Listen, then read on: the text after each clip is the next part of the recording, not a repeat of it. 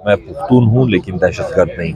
हम लोग सबसे ज़्यादा अगर कुर्बानियाँ दी हैं वो पुख्तूनों ने दी है। हमने कभी पुख्तून और पंजाबी या सिंधी की बात नहीं की। उस वक्त ये बातें करना कि ये दहशतगर्द हैं, एक मुजरिम की बेटी, मतलब वो तो मुल्जिम भी नहीं है, वो तो अदालत से सज़ा याफ्ता है, सुप्रीम कोर्ट ऑफ पाकिस्तान से सज़ा याफ्ता है और वो बाहर बैठा हुआ है। और वो अगर मेरे ख्याल में हमारी नेशनलिटी पे या हमारे पाकिस्तानियत पे वो सवाल उठाते हैं तो अफसोस ही किया जा सकता है उस बेचारी की अकल पे।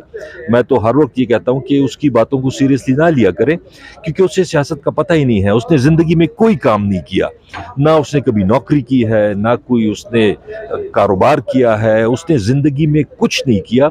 अगर आप उससे सबसे बड़ी अचीवमेंट पूछें तो सर्जरीज की हैं उसने, मुख्तलिफ ब्रांड्स महंगे महंगे पहनना। तो ऐसे आदमी से या ऐसी औरत से आप क्या तवक्को करेंगे जिसकी ज़िंदगी में कोई अचीवमेंट ही ना हो। उसकी कोई अचीवमेंट नहीं है, सिर्फ एक ये अचीवमेंट है उसकी कि वो नवाज शरीफ की बेटी है और उसमें भी उसका कोई कमाल नहीं है। तो मेरे ख्याल में उसकी बातों को ज़्यादा सीरियसली नहीं लेना चाहिए। Governor Khyber Pakhtunkhwa supreme court के वाज़ेह अहकामात के बावजूद भी इलेक्शन की तारीख नहीं दे रहे, तो खैबर पख्तूनख्वा में इलेक्शन वाज़ेह होते हुए नजर नहीं आ रहे। इसके हवाले से तहरीक इंसाफ का जो चैप्टर है कुछ कर रहे हैं? देखिए, दो इश्यूज हैं।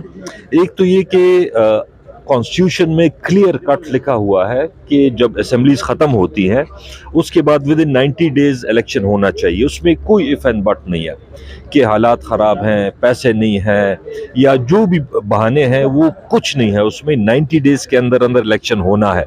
सुप्रीम कोर्ट ने फैसला दे दिया है कि विद इन 90 डेज इलेक्शन होना है।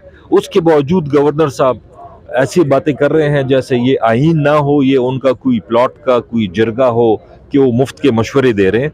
आपने सिर्फ तारीख देनी है, बाकी काम सारा सिक्योरिटी एजेंसीज का, इलेक्शन कमीशन का, गवर्नमेंट का काम है। उसमें गवर्नर का जीरो रोल है, कोई रोल नहीं है सिर्फ तारीख देने के अलावा। और वो तारीख नहीं दे रहे हैं और बाकी मशवरे दे रहे हैं, तो पता नहीं उनको कोई समझाने वाला नहीं है, क्योंकि उनके ऊपर आर्टिकल 6 लग सकता है। आइन की खिलाफ वर्जी पर उनको ऊपर आर्टिकल 6 लग सकता है।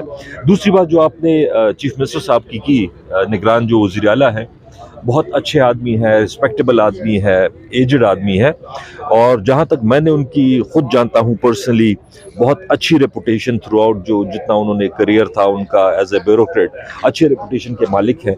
लेकिन पता नहीं क्या गवर्नर साहब से उनकी क्या मजबूरी है कि गवर्नर ऐसे एक्ट कर रहा है जैसे वो चीफ मिनिस्टर हो।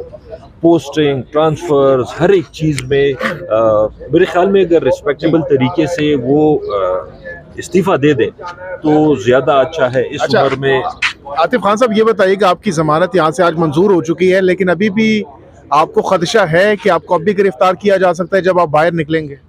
देखिए, इस गवर्नमेंट से तो किसी भी गलत काम की तवक्को की जा सकती है, क्योंकि ना आइन को मानते हैं ना कानून को मानते हैं। ये बेसिकली अदालत है दहशतगर्दी के लिए, एंटी टेररिज्म कोर्ट है। और यहाँ पे आप देखें पीटीआई के वर्कर्स, वो बेचारों के ऊपर, सारों के ऊपर, पॉलिटिकल वर्कर्स के ऊपर अगर आप टेररिज्म केसेस बनाते हैं तो वो तो टेररिज्म के कानून का आप मजाक उड़ा रहे हैं। आप उसको ऐसे हवा में उड़ा रहे हैं जैसे ये कोई नॉन सीरियस चीज़ है। सैकड़ों के हिसाब से 200, 150 पीटीआई के वर्कर्स आ रहे हैं। ये जज साहब एंटी टेररिज्म के लिए कोर्ट बनी है, वो उस फैसलों के लिए बैठे हैं और आपने उस पर पॉलिटिकल लोगों को डाल दिया। तो मेरे ख्याल में वो जो असल मकसद है वो आपने फौत कर दिया।